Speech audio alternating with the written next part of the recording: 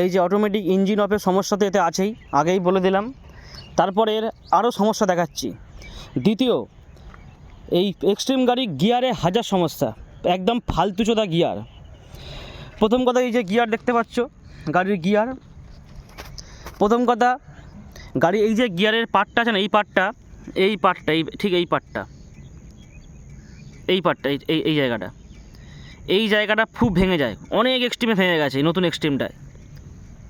তোমরা যদি ভেবে থাকো যে খুব ভালো, অ্যাকচুয়ালি দেখতে খুব ভালো হলেও বিল কোয়ালিটি একদম বেকার। এই বিশেষ করে এই জায়গাটা বিল কোয়ালিটি একদম বেকার। এমনি গাড়ির বিল কোয়ালিটি খুব ভালো, খারাপ নয় একদম। তারপরে এর গিয়ারের আসল সমস্যা বলি। প্রথম থেকে যেদিন থেকে নিয়েছি গাড়িটা, তার 1-2 দিন পর থেকে সমস্যা শুরু হয়েছে। ফার্স্ট সার্ভিস হয়ে গেছে, তো শোরুম থেকে সার্ভিস সেন্টার থেকে বললো এটা হিরোর কমন প্রবলেম গিয়ারে। প্রথম কথা, তুমি গিয়ার তুলতে পারবে, ক্লাচ প্রেস করে গিয়ার খুব ভালোভাবে মুড়ি তুলতে পারবে, স্মুথলি উঠে যাবে গিয়ার। কিন্তু যখন নামানোর সময় তখন গিয়ার নামতেই চাইবে না। কীভাবে এবার বলি, তুমি প্রথম 5 গিয়ারে গাড়ি নিয়ে যাচ্ছ, 50-60 স্পিডে যাচ্ছ। এবার তুমি যখন সামনে স্পিড ব্রেকার পড়লো, জোরে ব্রেক মারলে, ব্রেক মারার পরে গাড়ি দাঁড়ালো, তোমার কি তুমি পরপর করে গিয়ারটাকে নামাবে? তো 2-এ নামাতে আসবে, কিন্তু পরপর গিয়ার নামবেই না। এই 5 থেকে একবার 4-এ নামবে, 4-এ নামার পর গিয়ার ফলস খাবে, আর তোমার গিয়ারই নামবে না। তখন তোমাকে কী করতে হবে, যে ক্লাচ আছে, ক্লাচটাকে একবার প্রেস করে আবার ছেড়ে দিতে হবে, দিয়ে একটা করে গিয়ার নামবে। মানে তুমি যতবার গিয়ার নামাতে চাইবে, সবসময় হয় না কিন্তু বেশিরভাগ সময় তোমাকে বারবার এই ক্লাচটাকে বারবার প্রেস করতে হবে, তবে তোমার গিয়ার নামবে। মানে একটা করে গিয়ার নামাতে হবে, একবার করে ক্লাচ প্রেস করতে হবে। ক্লাচ না চাপলে গিয়ার নামবে না। এই বালচোদা বাইকের এমন সিস্টেম, সত্যি বলছি, এমন ফালতুচোদা বাইক। মানে গাড়ি ঠিক রানিং অবস্থায়, নর্মাল অবস্থাতে গিয়ার তো নামাতেই পারবে না। ঠিক 50-60 স্পিডে যাচ্ছ তুমি, সামনে স্পিড ব্রেকার পড়লো বা সামনে জ্যামে দাঁড়িয়ে আছো, তুই 5 গিয়ার থেকে 4 গিয়ারে নামাতে আসবে, প্রথমবার নেমে যাবে। তারপরে যখন 3-এ নামাতে আসবে, আর গাড়ি নামবে না, গিয়ার নামবে না। আবার তোমার ক্লাচটা প্রেস করে ছাড়তে হবে, তবে তোমাকে 3-এ নামবে। তারপর আবার 2-এ নামবে না। 2-এ নামাতে গেলে তোমাকে আবার ক্লাচ প্রেস করে 2-এ নামাতে হবে। এই হচ্ছে গিয়ার। তারপরে যদি তুমি নিউট্রাল করতে চাও, তো নিউট্রাল তো হবেই নয়, বললাম। সব সময় নয়, কিন্তু বেশিরভাগ ক্ষেত্রে গিয়ার তোমাকে নামাতে গেলে বারবার ক্লাচ চেপে তোমার গিয়ার নামাতে হবে। প্রথম 5 থেকে 4-এ নেমে গেলে ভালো কথা, তারপরে আর গিয়ার নামবে না। তোমাকে আবার ক্লাচটা ছাড়তে হবে, আবার চাপতে হবে, তবে তোমার গিয়ার 4-এ নামবে। তারপর আবার ক্লাচ চেপে ছেড়ে দিতে হবে, তারপর 3-এ নামবে। এইভাবে তোমাকে গিয়ার নামাতে হবে। এতক্ষণ বললাম গিয়ার নামানোর সমস্যাগুলো। এবার বলি গিয়ারে আরও একটা সমস্যা আছে। কী সমস্যা শুধু একবার দেখে নাও। হঠাৎ করে তুমি গাড়িটা 5 গিয়ারে নিয়ে যাচ্ছ, রানিংয়ে কুইক গিয়ার শিফট করছো, গাড়িটা 50-60-70-এ নিয়ে যাচ্ছ, গাড়িটাকে খুব ভালো স্মুথলি যাবে, এতে কোনো সমস্যা নেই। হঠাৎ করে গাড়িটা 5 গিয়ার থেকে ডাইরেক্ট নিউট্রালে চলে আসবে, হঠাৎ করে, কোনো ব্যাপার নেই। হালকা ঝাঁকুনি, যখন জোরের ঝাঁকুনি হবে বা নর্মাল টাইমে, হঠাৎ করে গাড়িটা 5 গিয়ার থেকে ডাইরেক্ট নিউট্রালে চলে আসবে। আবার তোমার ক্লাচ চেপে 1-2-3-4, মানে 2-3-4-5-এ আবার তোমার গিয়ার তুলতে হবে। আবার কোনো সময় অটোমেটিক নিউট্রাল থেকে 5 গিয়ারে চলে যায়। মানে হচ্ছে গিয়ারের সমস্যা, ভাবতে পারছো? এই বালের গাড়ির হাজার সমস্যা, মানে ভাবতে পারবে না তোমরা। তা নেওয়ার আগে 10বার চিন্তা করবে। এই তো গেল এর গিয়ারের সমস্যাগুলো বললাম, একদম ফালতুচোদা গিয়ার। এবারে একটা সমস্যা বলি, এর ক্লাচ। এই যে দেখতে পাচ্ছ, এই হচ্ছে গাড়ির ক্লাচ। নর্মাল গাড়ির যে ক্লাচ হয়, নর্মাল গাড়ির মতো ঠিকই আছে, কিন্তু এর ক্লাচটা একটু ডিফারেন্ট সিস্টেম। তোমাদের আগেই বলেছি না, এর অটোমেটিক ইঞ্জিন অফের সমস্যাটা। প্রথম 2-3 দিন বা 3-4 দিন হবে এরকম চালিয়েছিলাম, চালানোর পরে অটোমেটিক ইঞ্জিন অফের সমস্যা এসে গেছে। তো সার্ভিস সেন্টারে ফার্স্ট সার্ভিস করানো, বললাম যা হোক ফার্স্ট সার্ভিস করার সময় নিয়ে যাবো। তাই ফার্স্ট সার্ভিস করানোর সময় গাড়িটা সার্ভিস সেন্টারে নিয়ে গেলাম। তারা প্রথমে ল্যাপটপে এই তারটা, এখানে তার আছে, এই দেখো এই তারটা ওরা ল্যাপটপে লাগাবে। এই যে এই তারটা দেখতে পাচ্ছ, এই তারটা ওরা ল্যাপটপে লাগানোর পরে দেখিয়ে দেবে গাড়িতে কী সমস্যা আছে। তো ল্যাপটপে লাগানোর পরে আমার সামনেই দেখাচ্ছে ইঞ্জিন ক্র্যাঙ্কশাফট প্রবলেম, রিপ্লেস ইট, এরকমভাবে একটা অপশান দেখাচ্ছে ওদের ল্যাপটপে। তোরা বললো ইঞ্জিন অফ হয়ে যাচ্ছে, তো এই ক্র্যাঙ্কশাফট সেন্সর আছে, সেন্সরের প্রবলেম। আমি বললাম সেন্সর কি খারাপ? বলছে সেন্সর তো খারাপ নয়, তাহলে প্রবলেম দেখাচ্ছে কেন? বলছে দাঁড়াও দেখছি। এই যে দেখছি বললো, দেখানোর পরে কি বললো, যে ইঞ্জিন অটোমেটিক অফ হয়ে যাচ্ছে, ওটা কোনো সেন্সারের প্রবলেম নয়, দাঁড়াও বলে কি বলে ক্লাচটাকে টাইট করে দিল। মানে এইখান থেকে এই যে ঠিক এই পারে ক্লাচের যে অপশানটা আছে, এই যে ক্লাচ তোমরা প্রেস করলে দেখো এই জায়গাটা নড়বে, এই জায়গাটা, এই দেখো, এই দেখো এটা নড়ছে। এইখান থেকে কী করে ওটা, এইখান থেকে ক্লাচটাকে এই যে স্ক্রু দিয়ে, এই যে স্ক্রু আছে দুটো, এই যে স্ক্রু, এই স্ক্রুটাকে দিয়ে ক্লাচটাকে টাইট করে দিল। এই যে ক্লাচটাকে টাইট করে দিয়েছে, মানে আগে যে স্মুথলি ক্লাচটা প্রেস করতে পারতে, এখন সেটা পারবে না। ক্লাচটা পুরো হার্ড হয়ে গেছে, পুরো হার্ড, মানে এত শক্ত ক্লাচ তোমার চাপতে চাপতে তোমার আঙুল ব্যথা হয়ে যাবে। এতে কী হলো, ক্লাচটা চেপে পুরোপুরি টাইট করে দিল। ক্লাচ টাইট করে দেওয়ার পর এটাকে ধরতে গেলে পুরোপুরি হয়ে গেছে ফুল ক্লাচ। মানে তোমাকে গাড়ি চালাতে গেলে পুরো ফুল ক্লাচটা ক্লাচের প্রায় 95% ছেড়ে দিতে হবে, তবে তোমার গাড়ি যাবে। আর ফুল ক্লাচে গাড়ি চালানো খুব অসুবিধা হয়। ফুল ক্লাচ করে দিতে, তবে ইঞ্জিন যে অটোমেটিক বন্ধ হয়ে যাচ্ছিলো সেটা কমে বন্ধ হয়নি, মানে অটোমেটিক বন্ধ হয়ে যাওয়াটা একটুখানি কমে গেছে, তাও প্রায় সময় হয়, তো মোটামুটি একটু কমে গেছে। কিন্তু গাড়ি চালাতে খুব অসুবিধা হচ্ছে, এই ক্লাচটা এত শক্ত আর ফুল ক্লাচ হয়ে গেছে। এই ক্লাচের সমস্যাটা গেল, ইঞ্জিন অটোমেটিক প্রবলেম, গিয়ারের প্রবলেম, ক্লাচের প্রবলেম, এই প্রবলেমগুলো তো হলোই। তোমাদের আরও একটা প্রবলেম দেখাচ্ছি, কীভাবে হিরো আমাদের পাবলিককে চুতিয়া বানাচ্ছে দেখো শুধু খালি। ডুয়েল চ্যানেল এবিএস, যে সামনে এবিএস, পেছনে এবিএস দিয়েছে, ডুয়েল চ্যানেল এবিএস গাড়িটাতে।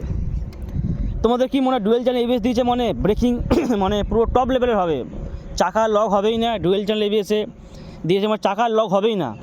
সত্যি বলছি, ডুয়েল চ্যানেল এবিএস হোক আর সিঙ্গেল চ্যানেল এবিএস হোক, ভালো রাস্তায় তো নর্মাল চলবেই, কিন্তু উঁচু নিচু রাস্তা বা ইট পাথর ফেলা আছে ওই রাস্তাগুলোতে ডুয়েল চ্যানেল হোক বা সিঙ্গেল চ্যানেল চাকা স্কিড খাবেই। তাই তোমরা সাবধানে গাড়ি ব্রেক করবে। হার্ড ব্রেকিং করলেই গাড়ির চাকা স্কিড খাবেই, হয়তো একটু কম খাবে কিন্তু স্কিড খাবে। এবার তোমাদের স্ক্যামটা দেখাই, চলো। এই যে ডুয়েল চ্যানেল এবিএস দেখতে হবে, ডুয়েল চ্যানেল এবিএস, এই যে ডুয়েল চ্যানেল এবিএস দিয়েছে। পেছনে যে এবিএস এবং ডিস্ক ব্রেকটা দিয়েছে না, তোমাদের মনে হবে কি ডিস্ক ব্রেক আর এবিএস দিয়েছে মানে হেভি ব্রেকিং পাওয়ার হবে। সত্যি বলছি, পেছনের ডিস্ক ব্রেক আর এবিএসের কোনো পাওয়ারই নেই। মানে তুমি যদি শুধু গাড়ি জাস্ট 25 থেকে 30 কিলোমিটার গাড়িটা চালাও, সামনের ব্রেক যদি তুমি ফুল প্রেস করো গাড়ি স্মুথলি দাঁড়িয়ে যাবে, সামনের ব্রেক অনেক পাওয়ার আছে। পেছনের ব্রেকটাতে তুমি যদি ফুল ব্রেক চেপেও দাও, এক ফোঁটাও গাড়িতে ব্রেকে কোনো পাওয়ার নেই, মানে তোমার মনে হবে ব্রেকই ধরেনি চাকাতে। কিন্তু দুটো ব্রেক যদি একসাথে প্রেস করো তো মোটামুটি ভালো একটা ব্রেকিং পাবে। এর থেকে যদি পেছনে পুরোনো এক্সট্রিমে যে পেছনে ড্রাম ব্রেক চালাতাম, ড্রাম ব্রেক আছে আমার বন্ধুত্ব, পুরোনো এক্সট্রিম আছে, ওর পেছনের ব্রেকটাতে যে জাস্ট নর্মালভাবে হাই প্রেসারে ব্রেক প্রেস করি, গাড়ি পুরোপুরি দাঁড়িয়ে যায়, এমনকি চাকা লক হয়ে যায় প্লাস দাঁড়িয়ে যায়।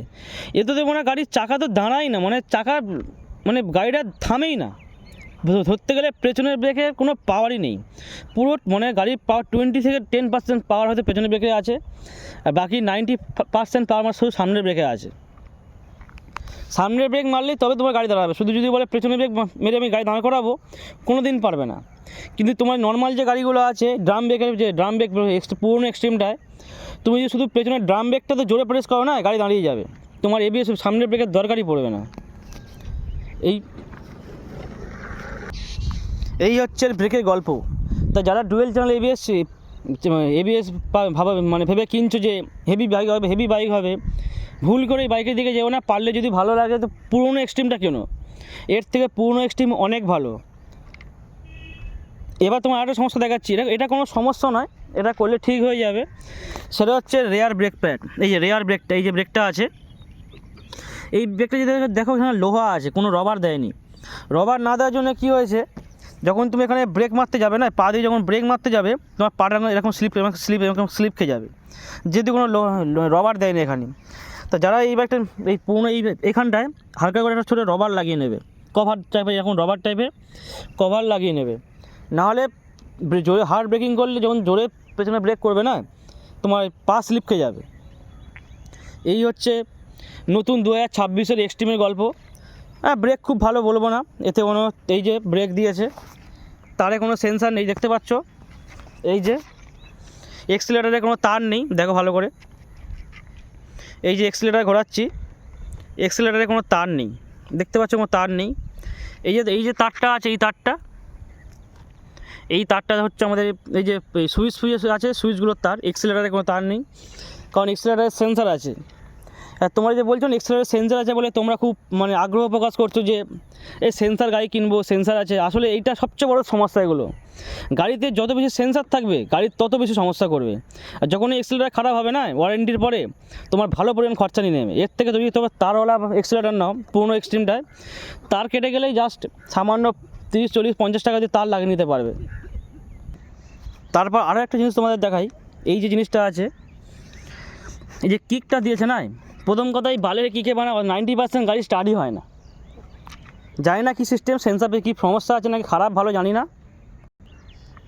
এই বালে আমি যতবার গাড়ি কিক মেরে স্টার্ট করতে গেছি তো গাড়ি 90%, 90 বলবো না, নিয়েছে খুব কম, 70 থেকে 80% গাড়ি স্টার্টই নেয় না। বিশেষ করে তো প্রথমে সকালবেলা তোমাকে তো গাড়ি স্টার্ট নেবেই না। সকালবেলা তোমাকে স্টার্ট করতে গেলে তোমাকে সেলফি মারতে হবে, এই তোমার সেলফি মারতে হবে, কিকে তুমি গাড়ি স্টার্টই করতে পারবে না। এই যে কিক দিয়েছে আমার মনে হয় কিকটা দিয়েছে জাস্ট লোক দেখানোর জন্য। কোনো গাড়ি এখন ধরতে গেলে সব গাড়ির কিক তুলে দিচ্ছে। হিরো এই কিকটা দিয়েছে লোককে দেখানো, দেখো আমরা গাড়িতে এক্সট্রা কিক দিই, এমার্জেন্সি তোমার কাজে লাগবে। আমার এমার্জেন্সিতে গাড়িতে কখনো কিকের স্টার্টই হয়নি, আমি 90% সেলফেই স্টার্ট করে দিই গাড়ি। বেকার কিক এটা, জানি না তোমাদের গাড়িতে আলাদা হতে পারে, তো আমার এই গাড়িতে কিক তো স্টার্টই হয় না। আর এখানে দেখো কিকে কোনো রবার দেয়নি, জাস্ট লোহা দিয়েছে। কিক মারতে গেলে সাবধানে মারবে, প্রথম কথা পা স্লিপ করে যেতে পারে। এছাড়া তোমাদের একটা জিনিস দেখাই, এই নতুন এক্সট্রিমটায় যা 2026 মডেল, এই দেখো ডিজিটাল মিটার, নতুন মিটার করেছে, ডুয়েল চ্যানেল ABS দিয়েছে। এর একটা সমস্যা যে পেছনের সিটটা তুমি খুলতে পারবে কিন্তু সহজে লাগাতে পারবে না। মানে লাগাতে এত ঝামেলা হবে, এই পেছনের সিটটা ঠিক মতো লাগাতে গেলে তোমার বারবার চেপে তোমার হাত ব্যথা হয়ে যাবে, তবু ঠিক মতো লাগাতে পারবে না। 10 বার চাপার পরে একবার ঠিক মতো লাগবে, তাও দেখবে সিটটা দেখো ঠিক মতো লাগেনি। এই পাটা ঠিক মতো লেগেছে, দেখো এই পাটা পুরো লেগে গেছে, এই পাটা দেখবে লাগবে না, এ দেখো পুরো উঠে গেছে, এই পাটাতে পুরোপুরি উঠে গেছে।